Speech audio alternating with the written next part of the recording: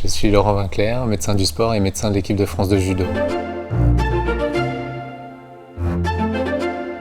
La médecine du sport, c'est une surspécialité qui prend en charge les patients de manière assez large. Ça va du sport santé jusqu'à la prise en charge des sportifs de haut niveau. Mon rôle de médecin des équipes de France de judo, c'est d'accompagner les sportifs au quotidien. Donc dès qu'ils se blessent, les sportifs viennent me voir. Par ailleurs, je les accompagne sur les lieux de compétition pour les prendre en charge la veille des compétitions, au moment des combats. Et un point important sur lequel on travaille, c'est la prévention des blessures. On essaie justement d'anticiper sur les faiblesses, les antécédents des patients pour éviter les récidives ou même les pathologies de novo. Je suis au bord du tatami lors du combat. S'il y a un saignement, par exemple, le sportif vient vers moi. S'il y a une luxation, si c'est un doigt, je monte sur le tapis et je peux réduire les luxations et le judoka peut continuer. Si c'est un problème plus important, on arrête le combat et j'accompagne le sportif pour le prendre en charge rapidement. Après les compétitions, l'important pour nous, c'est la récupération. Et donc on travaille sur des stratégies nutritionnelles, de récupération avec les kinésithérapeutes.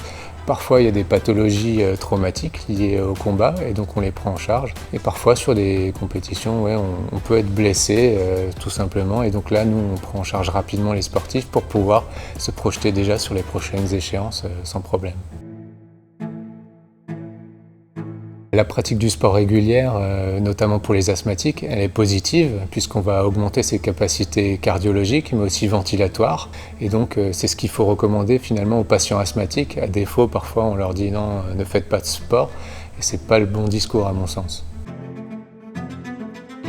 On a une partie de l'asthme qui est la bronchoconstriction induite à l'effort. C'est pas facile à prononcer, mais en tout cas, on dit aux sportifs de s'échauffer avant. Ils vont dans des niveaux d'intensité progressivement assez importants et ça crée une période réfractaire qui limite ensuite les phénomènes de bronchoconstriction à l'effort.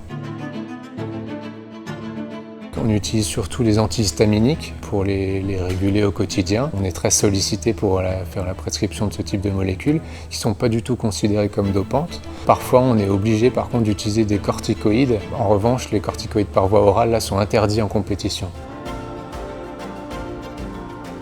Pour les asthmatiques, on utilise aussi souvent des molécules antihistaminiques parce que c'est parfois l'origine justement de leur asthme. Par ailleurs, on utilise des traitements inhalés. Alors là, il y a des différences puisque les corticoïdes inhalés sont autorisés, même en compétition. En revanche, on utilise les bêta-2 agonistes qui sont des bronchodilatateurs qui eux sont interdits en compétition sauf certaines molécules. Et c'est ces molécules-là qu'on utilise pour les sportifs et les sportifs de haut niveau.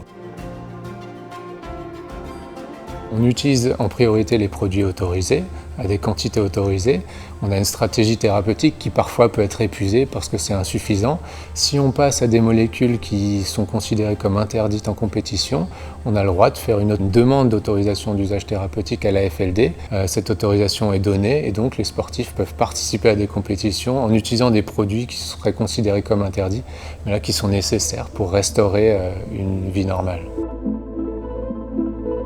Je pense que le premier conseil, c'est lorsqu'ils prescrivent un médicament, d'aller regarder sur le site de la FLD. En fait, ils peuvent entrer le nom de la molécule et s'assurer que ce n'est pas un produit qui est dopant. Et si besoin, poser les questions à la FLD.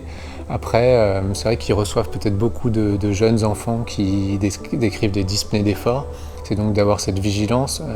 Est-ce que c'est une dyspnée inspiratoire ou expiratoire? Donc l'expiratoire qui oriente vers l'asthme, de les prendre en charge donc correctement et de valoriser l'activité sportive.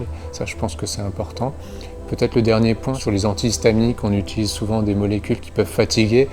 Bon, nous, on a cette vigilance-là par rapport à l'activité quotidienne et donc il y a des molécules, peut-être comme le Montelukast, qui sont moins à risque de fatiguer dans la journée et donc on se privilégie ces molécules-là.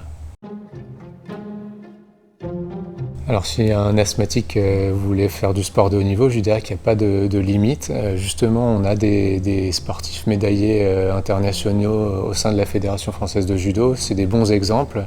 Il ne faut donc pas avoir de crainte. En revanche, il faut prendre les traitements, il faut s'orienter vers des professionnels de santé et l'activité physique sera toujours bénéfique pour lui s'il est asthmatique. Première des choses, je souhaite qu'on ait le moins de blessés ou pas de blessés et après qu'on ramène un maximum de médailles. En tout cas, on a hâte.